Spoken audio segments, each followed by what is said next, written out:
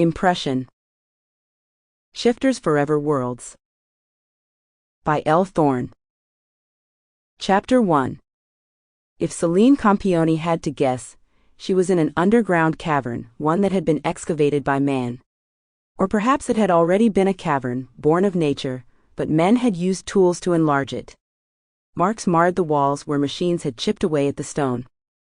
In the center of the room there were machines, so clearly they had power down here.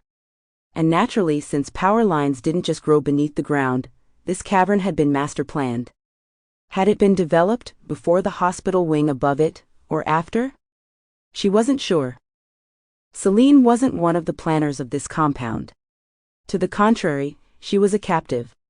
She and several other sorceresses were down below. How many? She'd have guessed a dozen from the occasional voices, but because of the various wall partitions it was hard to tell how many were shackled as she was on those walls. Selene, who'd only in the last few days regained the knowledge of her name, shifted her weight to alleviate the constriction of the chains that bound her to the wall in this underground prison which she'd been at for several years. Her name, the first thing which had come to her in the middle of the night. One might wonder how she knew it was the middle of the night, when an underground cavern had no sunlight. Ever. She had learned what part of the day or night it was based on who was assigned to guard them, and the conversations they had amongst themselves, not considering those were sentient, cognizant individuals they'd shackled to the walls with enchanted manacles. For a long time, Selene kept count of the days and months based on the regular occurrence of her powers being drained. It happened twice a day. Daily. No breaks. Which was precisely why this was the strangest of all happenings. They had not drained her power in 3 days.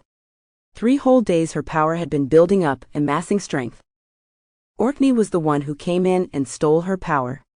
No doubt he used it for dastardly experiments on the shifters and other paranormal creatures, situated above the underground cavern she and the other sorceresses were in. But now she was growing stronger. Could she perform the spells she needed to be free? Could she escape? Where would she escape to? How could she, when she didn't even remember her name until a few days ago? She couldn't remember her past, what skills she had. All she knew was she was a sorceress. And her name was Selene. Oh, and one more thing. She knew why she couldn't remember. She'd cast a spell on herself shortly after she was seized, in order to prevent her captors from knowing who she was and, what?